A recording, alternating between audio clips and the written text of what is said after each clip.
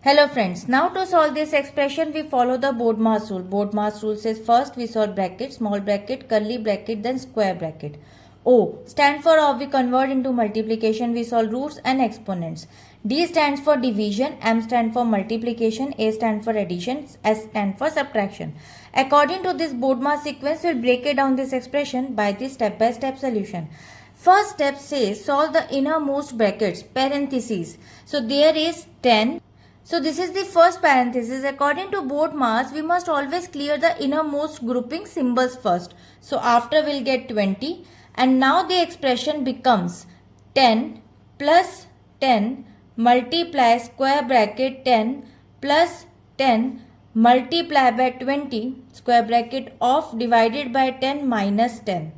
Now move to the second step. Solve the square brackets. Inside the square brackets there is 10 plus 10 multiplied by 20.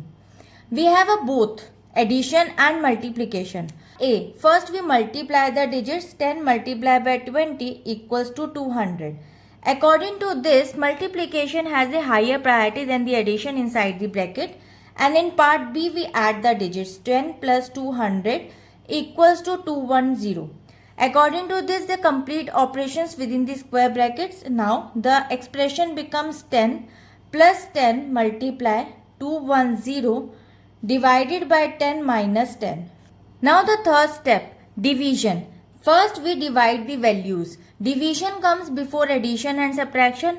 Note, division and multiplication have the same priority. Divide the values and we'll get 21. So, now the expression becomes 10 plus 10 multiply by 21 minus 10. Now we multiply the digits. 10 multiplied by 21 equals to 210. According to this step, multiplication must be completed before the remaining addition and subtraction. Now the expression becomes 10 plus 210 minus 10. Finally, the step 5 says addition and subtraction. First we add the values. 10 plus 210 is equal to 220, and then after we subtract the values. After subtracting, we'll get 210 and 210. So according to this expression, the final result is 210. By strictly following the order of operations, we ensure that the complex grouping are simplified first before moving to basic arithmetic and the first simplified value of the expression. So I hope it is clear. We'll meet in the next video. Bye-bye.